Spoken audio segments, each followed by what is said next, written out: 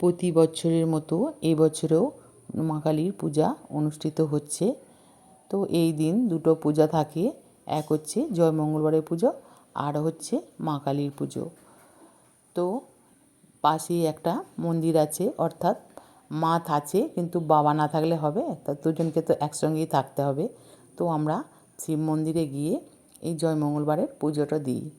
তো শুধু জয় মঙ্গলবারের পুজো নয়, বাবার মন্দিরে সমস্ত পুজোটাই আমরা দিই। কারণ হচ্ছে নীল ষষ্ঠী থেকে আরম্ভ করে যে কোনো ষষ্ঠীর পুজো, যে কোনো পুজো সব আমাদের ওই বাবার মন্দিরেই হয়।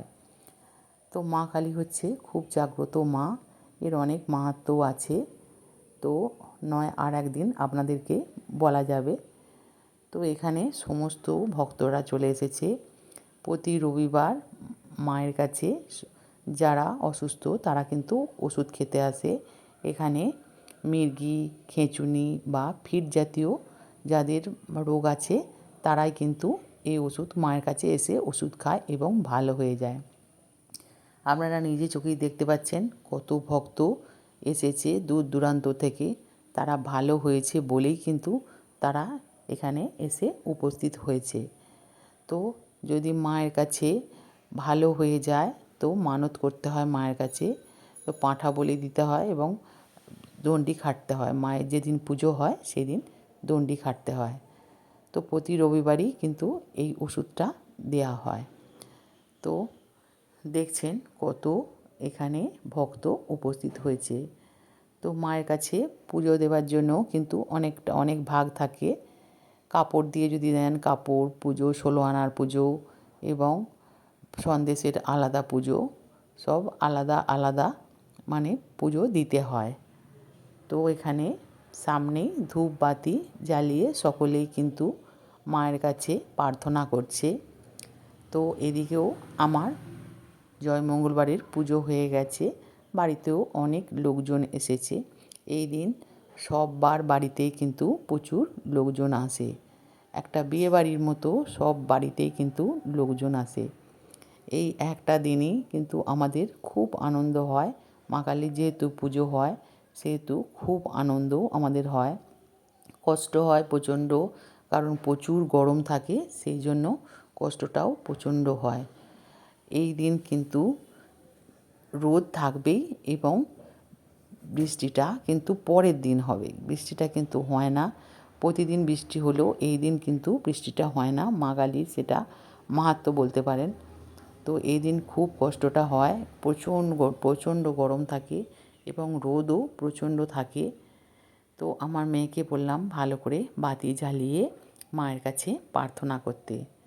তো ভালো করে ও বাতি জ্বালিয়ে মায়ের কাছে প্রার্থনা করছে। তো আগের দিন অর্থাৎ সোমবার সমস্ত গ্রামের ছেলেরা শ্যাওড়াপুলি থেকে জল নিয়ে এসে পরের দিন তারা এসে মায়ের কাছে ঢালে।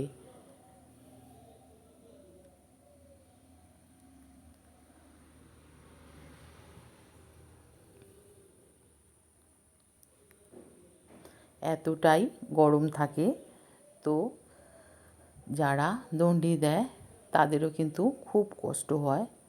তো এইবার আমি বাড়ির দিকে চলে যাব, কারণ বাড়িতে প্রচুর লোকজন এসেছে।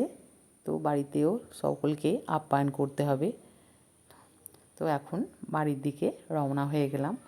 এবং যেহেতু প্রচণ্ড গরম, আমার মেয়ে বলল মা অত গরমে কি করে ওরা দণ্ডি দেবে, তো আমাকে পাইপটা ঠিক করে দাও, আমি পাইপটা দিয়ে জল দিয়ে দিই। আমার মেয়ে সমানে জল দিয়ে গেছে এবং দণ্ডি যারা দিচ্ছে তারাও কিন্তু দুহাত ভরে আশীর্বাদ করেছে। কত ভক্ত দেখুন, যারা ভালো হয়েছে তারা কত ভক্ত দেখুন দণ্ডি দিচ্ছে। তো আমাদের গ্রামে কিন্তু নিয়ম আছে, প্রতি বাড়ি বাড়ি একজন করে দণ্ডি দিতে হয়।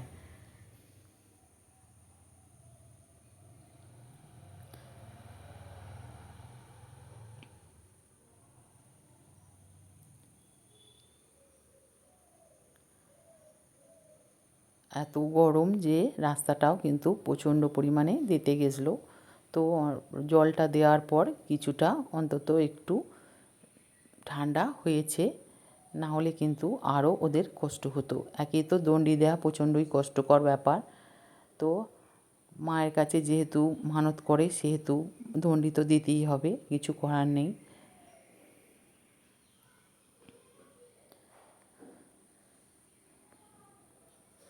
এদিকে রাত্রিরে আমার জামাই দেখুন মাংস রান্না করছে, মেয়ে জামাই দুজনেই মাংস রান্না করছে।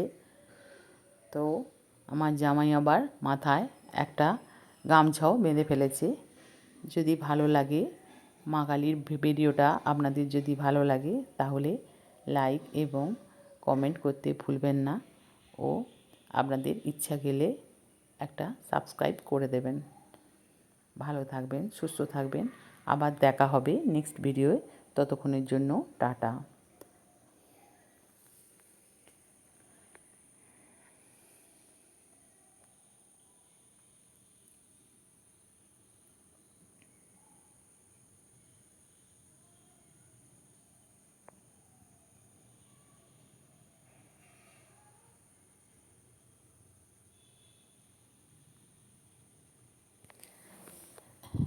একদম ঘেমে গেছে, যেহেতু প্রচণ্ড পরিমাণে গরম, সেই জন্য খুবই ঘেমে গেছে। ভালো থাকবেন।